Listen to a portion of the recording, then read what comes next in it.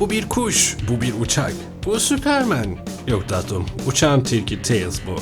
Sonic evreni ve mitolojisini bilmeyene tanıtmak, bilene hatırlatmak göreviyle kaldığımız yerden tam gaz devam. Knuckles'tan sonra önem arz eden bir diğer karakterimiz Sonic'in sağ kolu, dostu, sırdaşı, yandaşı ve pek çok daşı Tails'ta sıra. Hadi bakalım basın introyu da başlayalım.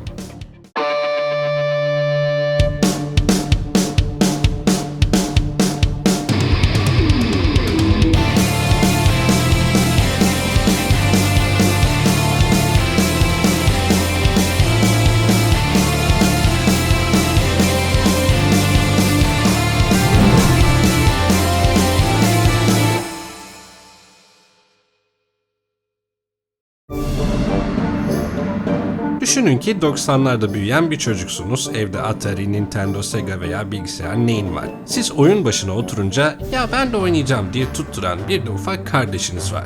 Ama oynadığınız şey Sonic, tek kişilik oyun. Mesela Sonic'in yanında bir karakter daha olsa, onu da kontrolcüyü kardeşinizin eline verip oynatsanız fena mı olurdu? Olmazdı. İşte Tilki Tails de tam anlamıyla bu ihtiyaçtan dolayı ortaya çıkıyor. Ama nasıl çıkıyor bir bakalım.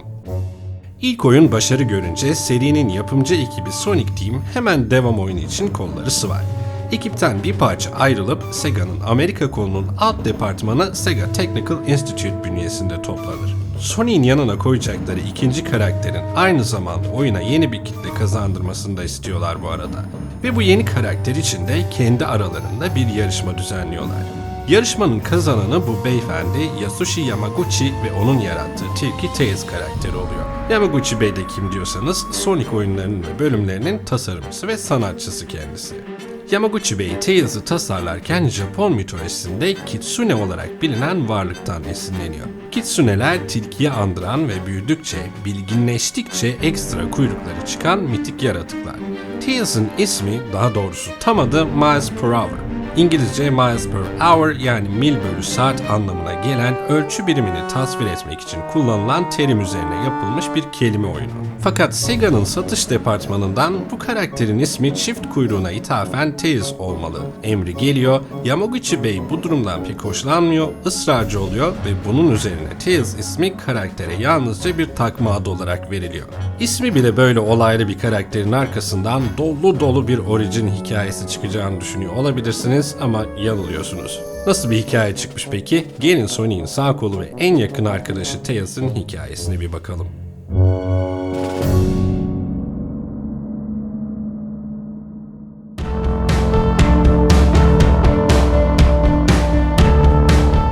Bu eleman henüz 8 yaşında.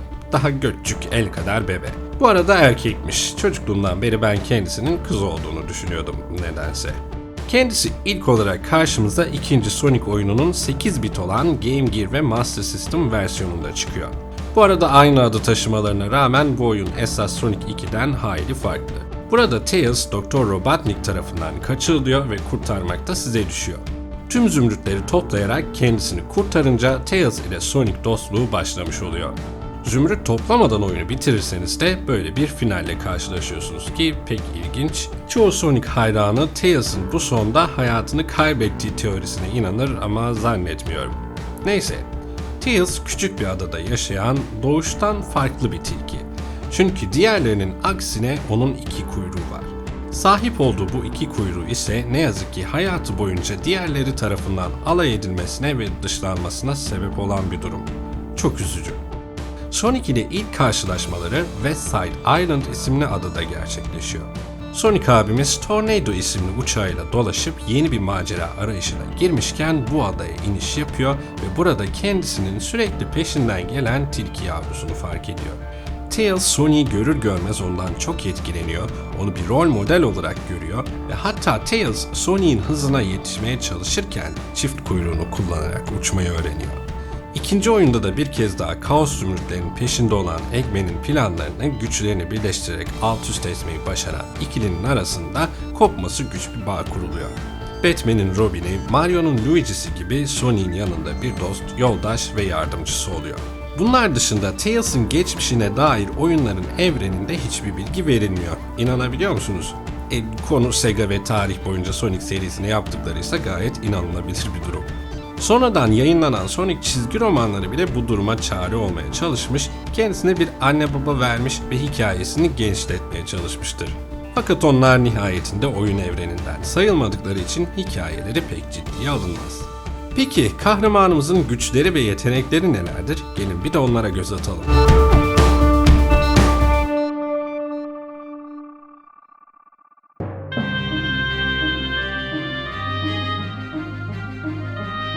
Tails zekidir, bayağı zekidir. Zeki olmasının yanı sıra teknolojik şeylere de ilgi duyan bir mucittir aynı zamanda. Çok nazik, naif, iyi kalpli ve sadık olan tilkimiz mobbinge uğrayarak büyüdüğü için özgüven eksikliği yaşar. Fakat Sonic'le tanışıp onun desteğini aldıktan sonra kendine olan güveni hayli artar. Uçabildiğini zaten söyledik ve kendisi uçarak Sonic'in hızına ayak uydurabiliyor aşağı yukarı, fakat bu konudaki zayıflığı dayanıklılığı. Tails kuyruğunu çok uzun süreler kullanamıyor. Süzülerek aşağı inmek zorunda kalıyor maalesef. Kendisi Sonic gibi topa dönüp yuvarlanabiliyor da. Bunlar dışında Tails bir ön cephe savaşçısı değil. Arka planda durup mucitliğini yaptığı makinalarla Sonic ve diğerlerine destek veriyor. Serinin mitolojisi değiştirilip Kaos Zümrütlerinin sadece erkek kirpilere güç bahşetmesinden önce Tails de süper bir forma sahipti. Bu form Super Tails olarak bilinmekte ve 3. oyunda 7 zümrütün hepsini toplamayı başardığınızda elde edebilmektesiniz. Super Tails, Sonic gibi farklı bir forma dönüşmüyor, Knuckles'ta olduğu gibi sadece kürkü yanıp sönmeye başlıyor. Bu durumdayken hızı ve gücü artıyor ve kuyruklarını döndürmeden havada uçabiliyor.